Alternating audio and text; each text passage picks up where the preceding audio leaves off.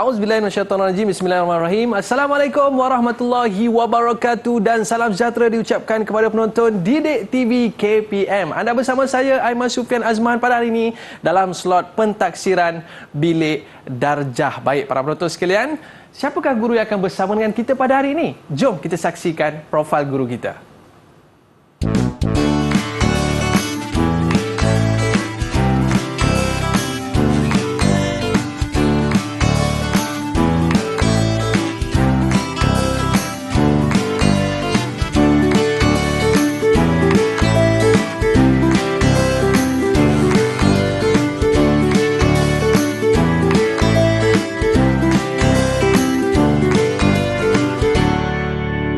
Baiklah, kita bawakan kepada anda seorang guru sains daripada SK Bandar T6 Keluang, Johor, iaitu tak lain tak bukan iaitu Cikgu Muhammad Adha Mat Dayam. Apa khabar Cikgu? Khabar baik Aiman. Apa khabar Aiman pula? Saya baik Cikgu. Terima kasih Cikgu kerana bersama dengan kita pada hari ini. Dan biasa murid-murid kalau di rumah tu nampak je Cikgu Adha mesti banyak eksperimen yang akan dilaksanakan.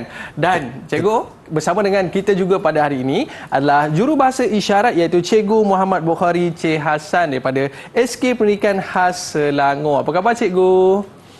Baik, terima kasih Cikgu kerana bersama dengan kita pada hari ini. Baik Cikgu, hari ini kita nak bincangkan satu topik yang menarik iaitu PBD dalam sains. Pastinya kalau murid-murid dengar mata pelajaran sains ni mesti seronok. Sebab apa? Pergi ke makmal, ada eksperimen. Tetapi pada hari ini berbeza sekali Aiman sebab kita akan terangkan tentang PBD dalam sains. Okey, jadi tak menyangkakan masa, saya teruskan dengan penerangan saya. Dipersilakan Cikgu. Apakah maksud pentaksiran bilik darjah? Pentaksiran bilik darjah ataupun PBD adalah satu pentaksiran yang dirancang, dibina, ditadbir, diperiksa, direkod dan kemudian dilaporkan oleh guru. Konsep pentaksiran bilik darjah pula ialah proses yang berterusan dalam sesi pengajaran dan pembelajaran bagi mendapatkan maklumat tentang perkembangan, kemajuan, kebolehan dan penguasaan murid terhadap matlamat kurikulum yang dihasratkan. Jadi dengan cara ini, kita dapatlah melihat murid punya perkembangan tersebut dan kita terjemahkan melalui tahap penguasaan iaitu TP. Okey, Aiman, untuk perkara-perkara ini semua, kita akan terangkan satu persatu. Mari kita saksikan apa yang sepatutnya diterangkan. Yang pertama ialah matlamat KSSR Sains. KSSR Sains digubal untuk menanam minat murid, mengembangkan kreativiti murid melalui pengalaman dan penyiasatan bagi menguasai ilmu sains, kemahiran saintifik dan kemahiran berfikir serta sikap saintifik dan nilai murni. Jadi itu sedikit sebanyak tentang PBD yang ibu bapa dan juga guru-guru boleh tahu. Okey, seterusnya Aiman. Baik Cikgu. Apa pentingnya PBD ni? Okey, ini adalah di antaranya. Di antaranya ialah dapat mengenal perkembangan murid di dalam dan di luar kelas. Yang kedua, dapat mengenal pasti kekuatan dan kelemahan murid. Dapat mempelbagaikan kaedah pengajaran di dalam kelas, terutamanya untuk guru-guru. Dan seterusnya, dapat membuatkan tindakan selanjutnya untuk murid yang lemah di dalam kelas. Sebab melalui cara ini, kita perlu mengenal pasti seorang demi seorang murid dalam menguasai sesuatu pelajaran. Okey Aiman, saya teruskan. Silakan Cikgu. Apakah bahan rujukan sains sekolah rendah? Bahan rujukan sains sekolah rendah yang paling utama kita perlu rujuk kepada mula-mula sekali ialah Dokumen Standard Kurikulum dan Pentaksiran ataupun DSKP. Ianya merupakan semakan daripada tahun 2017 dan sekarang semua guru sains menggunakan daripada tahun 1 hingga tahun 6. Okey, kita juga ada menggunakan Panduan Pelaksanaan Pentaksiran Bilik Darjah. Ia mengandungi 113 halaman dan mengandungi semua panduan daripada awal hingga peringkat akhir proses PBD. Okey Aiman. Ya Cikgu. Dan seterusnya untuk murid, apa yang kita perlukan? Kita dah ada untuk guru sekarang Aiman. Betul. Jadi untuk murid tentunya memerlukan buku teks. Betul Cikgu. Jadi buku teks yang saya tunjukkan di sini ialah buku teks tahun 4, tahun 5 dan juga tahun 6. Tetapi sebenarnya daripada tahun 1 hingga tahun 6, semua murid menggunakan buku-buku teks ini. Baik. Bagaimana penentuan PBD di dalam kelas? Ia mempunyai beberapa proses. Kita mulakan dengan mengenal pasti standard kandungan di dalam DSKP tadi dan kita tentukan standard pembelajaran dan apakah hasil pembelajaran bagi sesuatu topik. Kemudian guru-guru akan merancang aktiviti untuk murid-murid dan kita juga guru-guru perlu mengenal pasti kaedah pentaksiran dan akhir sekali kita akan tentukan tahap penguasaan ataupun standard prestasi murid. Okey, jadi daripada penerangan saya tu saya harap ibu bapa dan juga guru faham setakat ini apa yang telah diterangkan. Seterusnya, kita ada 3 pelaksanaan PBD dalam sains sekolah rendah. Okey. Yang pertama ialah melalui kaedah pemerhatian. Kalau dalam kelas ni Aiman, murid-murid kita banyak melakukan aktiviti. Contoh dalam sains, murid-murid akan menggunakan kaedah tertentu. Contohnya nak tuang air di dalam silinder penyukat. Ada tekniknya, ada kaedahnya. Jadi, guru boleh menggunakan kaedah pemerhatian untuk menentukan apa tahap pencapaian murid, tahap penguasaan murid.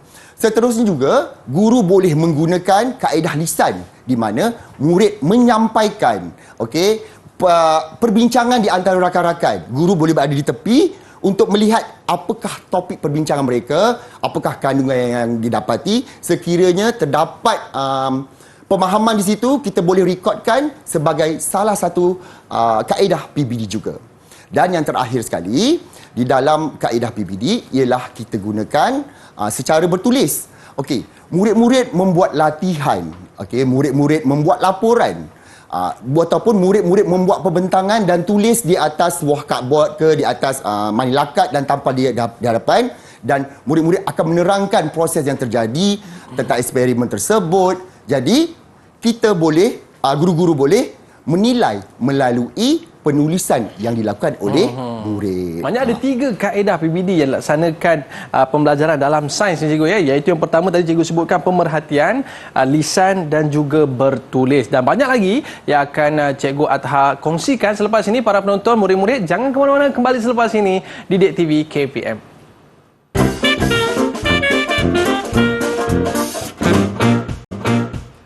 Baiklah, kembali bersama saya Aiman Sufian Azman di Didik TV KPM. Pada hari ini membincangkan tentang PBD dalam sains. Dan bersama dengan kita pada hari ini adalah Cikgu Atha. Okey Cikgu, untuk segmen kali ini apakah yang akan Cikgu kongsikan?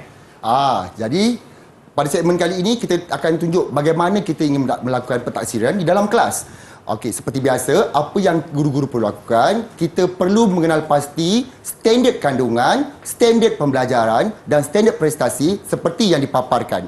Okey, bagi kali ini, kita memilih untuk menggunakan standard kandungan 12.1 iaitu kestabilan dan kekuatan objek dan binaan. Okey Aiman. Baik cikgu. Jadi, apakah standard prestasi yang pertama iaitu 12.1.1 memerihalkan maksud kestabilan dan kekuatan dengan menjalankan aktiviti. Jadi untuk yang ini, saya mencadangkan untuk guru-guru menggunakan aktiviti pembelajaran iaitu bercerita, dan cadangan kaedah yang boleh dilakukan oleh guru ialah dengan secara lisan dan pemerhatian. Seperti yang telah diterangkan, secara lisan ialah kita dengar apa yang murid cakap, dan pemerhatian ialah melalui apa yang kita lihat ketika murid melakukan aktiviti. Untuk tidak melengahkan masa, mari kita lihat contoh aktiviti ini.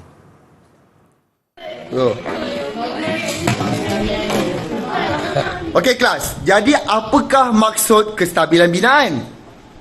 Siapa nak cuba? Okey, awak.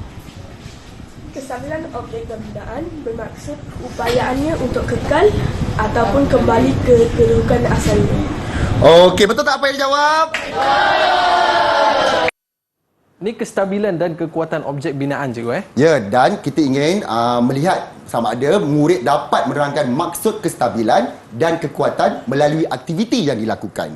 Okey, seterusnya murid akan melakukan standard pembelajaran yang kedua iaitu 12.1.2 iaitu menjelaskan dengan contoh struktur yang kuat dan stabil.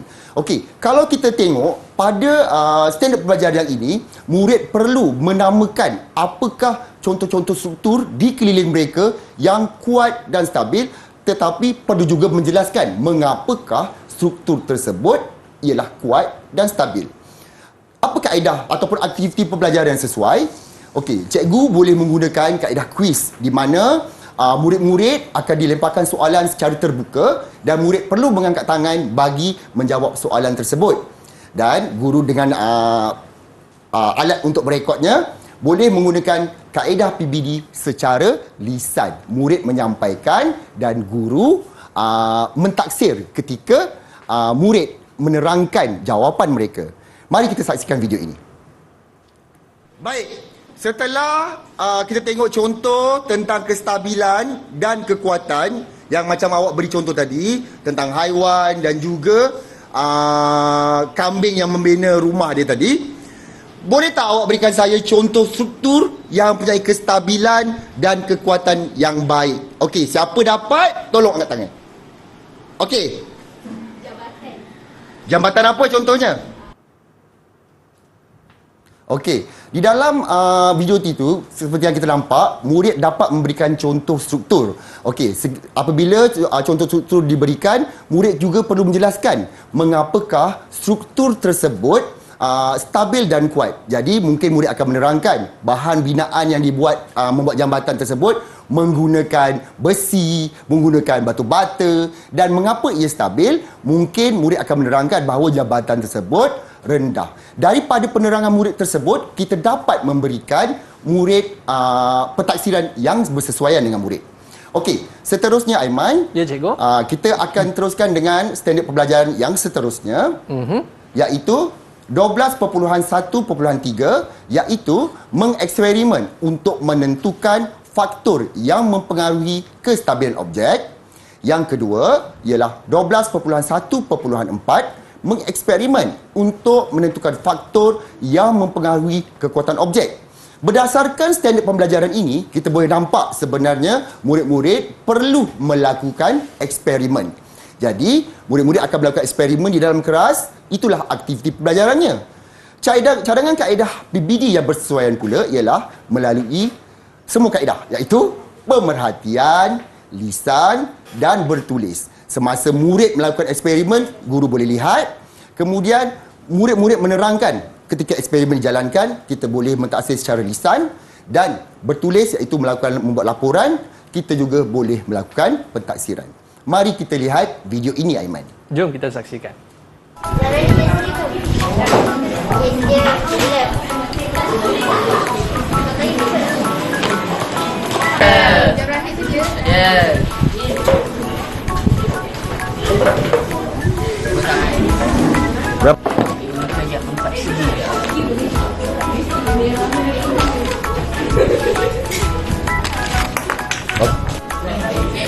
Okey, mula-mula kita gunakan pinggan kertas. Kita nak tengok berapa muka dia boleh tahan. Okey, nampaknya kita boleh tahan satu muka je. Seterusnya kita guna pinggan plastik. Kita tengok berapa dia boleh tahan.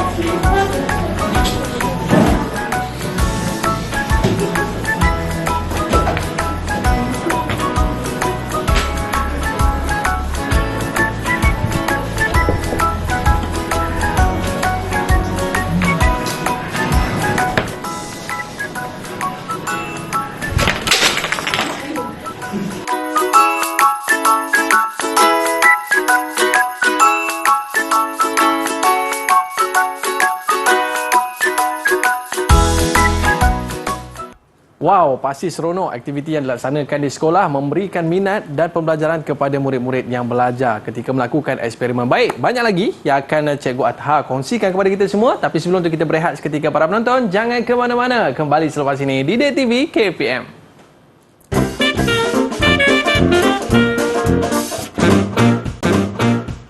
Baiklah, kembali bersama saya Aiman Sufian Azman di Didik TV KPM dalam slot pentaksiran bilik darjah, iaitu PBD dalam sains. Wow, cikgu, ada model yang cantik dan menarik di hadapan kita ni. Dan juga ada murid bersama dengan kita pada hari ini. Apa aktiviti menarik yang akan kita laksanakan, cikgu? Ya, sebelum saya terangkan, kat sini ada dua model dan juga ada dua orang murid yang bernama Anis di sebelah sana dan juga kita ada Damia. Mereka akan menerangkan tentang model ini. Baik, tapi cikgu, sebelum tu, Mari kita lihat apakah SP yang seterusnya ataupun standard pelajaran seterusnya. Kita ada 12.1.5 iaitu menjana idea kepentingan binaan yang kuat dan stabil dalam kehidupan lestari. 12.1.6 mencipta model binaan yang kuat dan stabil dengan menggunakan bahan kitar semula yang sesuai. Dan 12.1.7 menjelaskan pemerhatian tentang kestabilan dan kekuatan melalui lakaran TMK penulisan atau lisan secara kreatif. Jadi, apakah aktiviti pembelajaran yang dicadangkan untuk standard pembelajaran ini?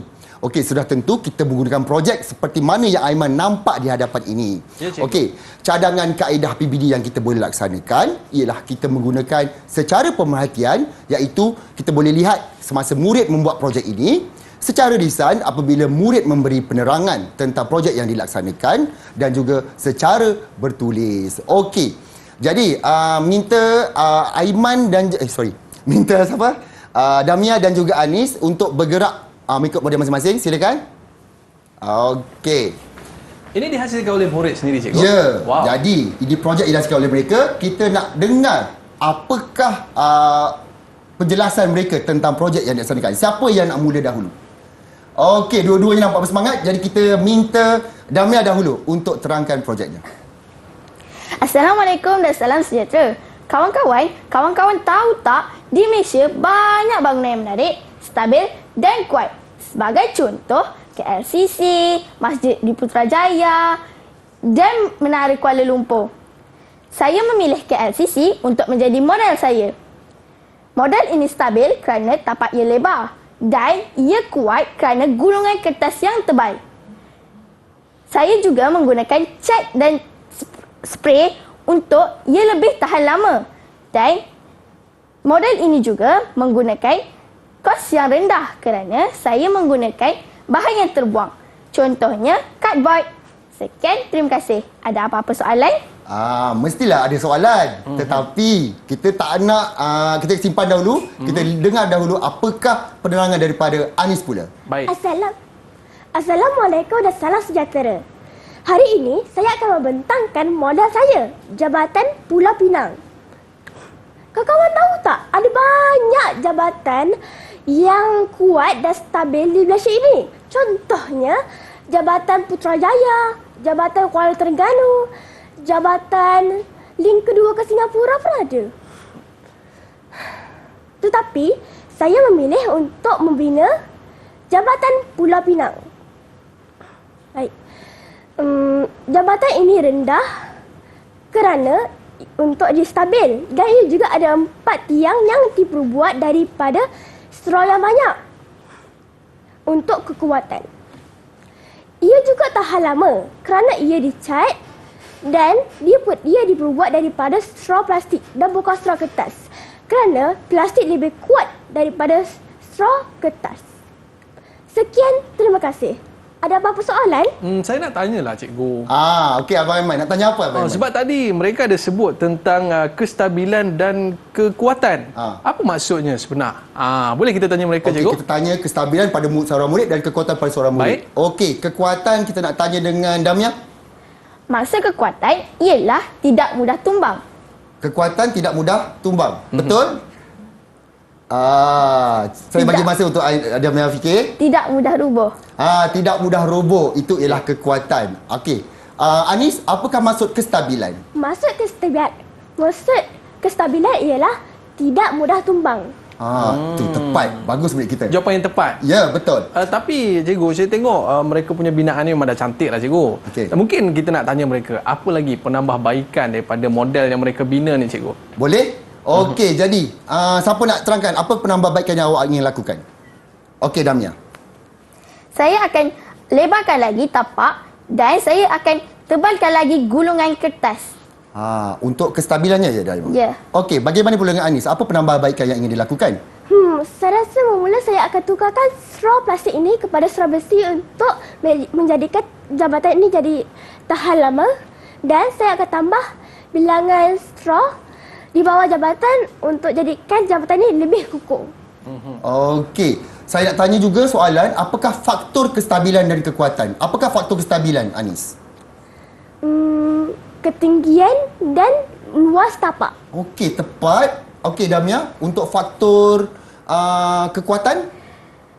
Faktor kekuatan ialah jenis bahan dan bentuk binaan. Okey, tepat. Okey, terima kasih Anis dan Mia. Boleh ke tepi dahulu. Anis, sila ke sana.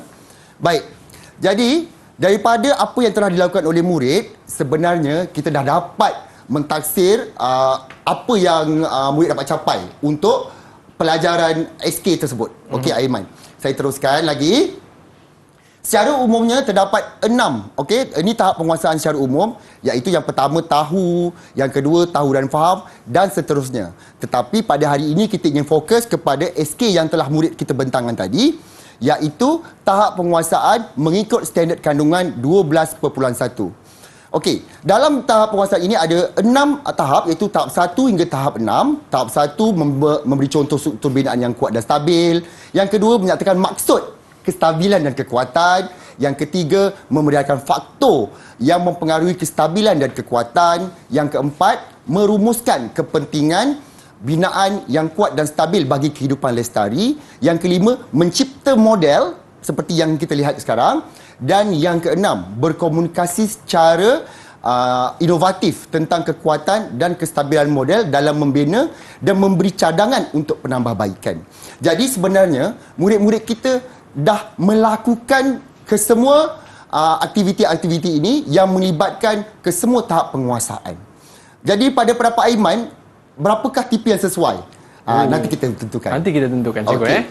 Seterusnya, apa yang guru perlu lakukan ialah perekodan dan juga pelaporan. Bagaimana kita ingin merekod? Okey. Merekod adalah proses merekod pencapaian murid berdasarkan tahap penguasaan, yang ini ialah mengikut pilihan guru. Guru boleh gunakan apa sahaja cara untuk merekod, sama ada dia nak cantik di buku tulisnya ke ataupun di buku laporan khas ke, ini terpulang kepada guru. Jika saya memilih untuk merekod, ini adalah contoh, saya merekod cara sajalah. Okey, tetapi guru-guru boleh terpulang bagaimana cara mereka ingin merekod. Setelah kita rekod, kita perlu melaporkan. Melapor pula, kita akan ikut tema-tema yang sesuai. Ialah proses bagi menyampaikan maklumat pembelajaran dan pencapaian murid dari semasa ke semasa mengenai kemajuan dan perkembangan mereka dari segi pengetahuan, kemahiran seperti yang dicatatkan dalam kurikulum kita, Aiman. Okey. Tapi satu perkara yang guru-guru perlu tahu dan ibu bapa perlu tahu, sebenarnya pentaksiran ini bukanlah sekali sahaja, tetapi ia secara berterusan. Perlu dilakukan secara berterusan di sepanjang proses pembelajaran semasa kita menjalankan sesuatu SK, dan kita perlu mengubah suai kaedah pengajaran kita mengikut keperluan semasa. Okey, jadi berdasarkan apa yang murid kita bentangkan tadi dan telah saya terangkan tadi, sebenarnya ini adalah sekadar satu contoh ya, guru-guru semua. Murid ini layak untuk mendapat TP6, memandangkan mereka dapat memberikan pengetahuan berdasarkan TP yang telah ditetapkan di dalam SK yang kita berikan tadi, iaitu standard prestasi mereka. Baik. Okey, saya harap jelas untuk murid, guru-guru dan juga ibu bapa di rumah. Saya yakin cikgu, murid-murid kita ni nanti mungkin satu hari nanti dapat membina bangunan yang tertinggi di dunia, cikgu. InsyaAllah. Dengan jambatan terpanjang di dunia. Baik cikgu, mungkin ada sedikit rumusan daripada cikgu untuk topik kita pada hari ini. Okey, secara keseluruhannya guru-guru perlu ingat, kita perlu mempelbagaikan kaedah pengajaran kita dan tidak tetap pada satu-satu pengajaran dan mengikut kesesuaian murid kita. Dan pentaksiran bukan hanya dilakukan sekali sahaja, dan mungkin pentaksiran perlu dilakukan secara berterusan setelah kita lakukan apa-apa intervensi sekiranya terdapat kelemahan di mana-mana sepanjang proses pentaksiran tersebut dilakukan. Okey. Baik cikgu, terima kasih kita ucapkan kepada Cikgu Ataha atas penjelasan diberikan. Makin bersemangat kita nak belajar di sekolah kan. Baik, dan juga terima kasih kepada murid-murid yang bersama dengan kita pada hari ini. Petah mereka berbicara. Kita nak ucapkan juga terima kasih kepada Cikgu Bukhari kerana bersama kita pada hari ini. Dan juga murid-murid, terima kasih kerana kesetiaan anda semua. Rezeki kita jumpa lagi. Bye-bye. Assalamualaikum warahmatullahi wabarakatuh. Jumpa lagi.